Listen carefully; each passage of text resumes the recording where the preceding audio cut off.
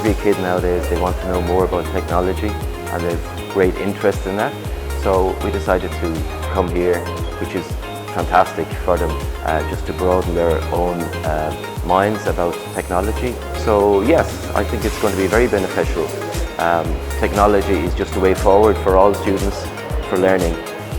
So it's magical really. I learned about a lot of stuff, like you introduce how like this machine and how did it work, and